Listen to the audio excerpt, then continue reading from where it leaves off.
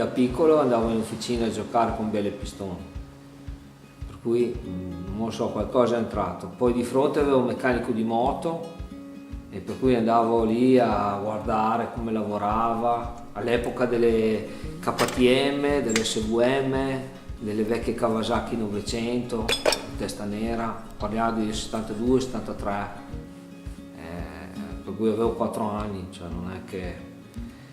avevo la mia salopette, partivo, nel periodo estivo partivo con mio padre, mi portava giù in officina col suo socio, e c'era il tornio, la pressa, la macchina da rettifica, per cui da lì nasce forse un po' tutto. Dopo la passione è venuta per i motori in generale, ed è andata avanti finché ero meccanico di macchine.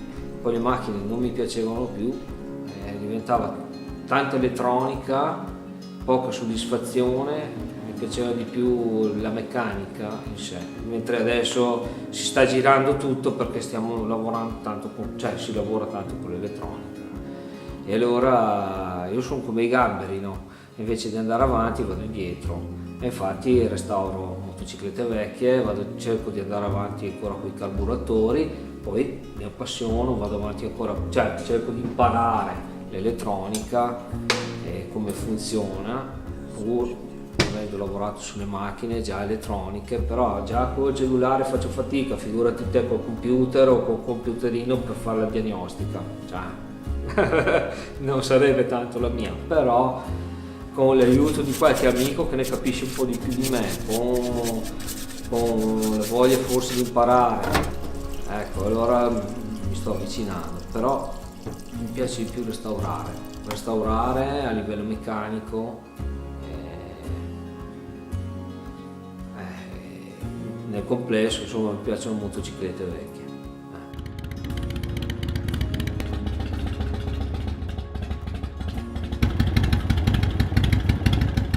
Perché era ed è, cioè modelli nuovi no, però quelle vecchie sono crude, è meccanica pura, cose semplici ma allo stesso tempo anche un po' complesse.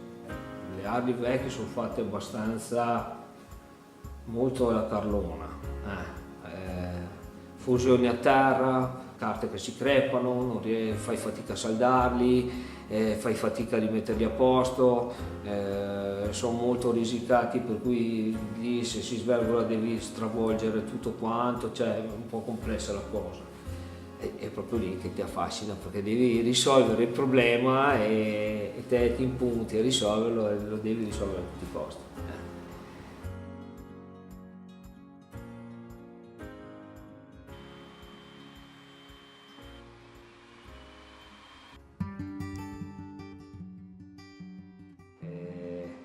Il risultato a volte non è dei migliori purtroppo, perché su una moto degli anni 20 che i kart sono già svergoli, hanno fatto la guerra, quasi ne ha fatte 2, già lavoravano con dei materiali molto andanti, si sono svergolati i kart, si sono crepati, li devi saldare, devi fare qualche altro trattamento, per cui vai alla scoperta di alcuni trattamenti per renderli più compatti.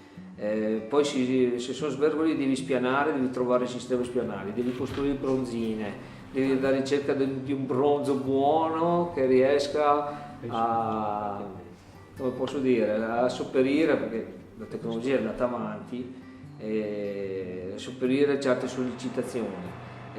Misure, allora ti diverti a costruirti col tornio, ogni tanto sbagli, vai sotto misura, si dice vai in baretta, bestemmie, devi rifare il pezzo di nuovo, però vabbè, insomma si fa, e riesci poi a trovare la soluzione per sistemare, magari per riportare in vita qualcosa che qualcuno avrebbe detto no, buttiamo via, cambiamo, facciamo, è più facile.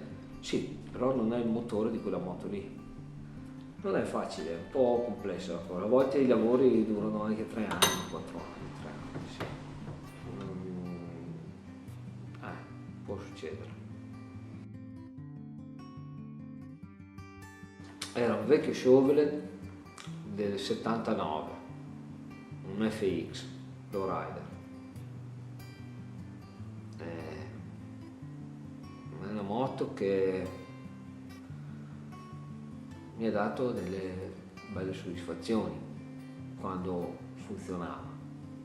Adesso che il motore è lì, il telaio là, il cambio là, mi dà delle soddisfazioni nel rifarla.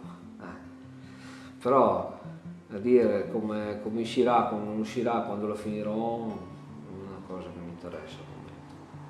Magari quando mia figlia è più grande e dice: dai papà, andiamo a fare un giro in moto, allora magari ti scatta quella molla e ti dà l'input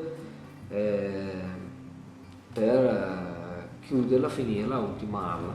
E nel giro di poco tempo la rimetti in strada, e anche per fare una decina di giretti, anche lavoro casa o farti giretto da qualche parte o sulle colline, ci sta. La moto è sempre stato un segno di libertà, pur essendo il mondo libero tra virgolette.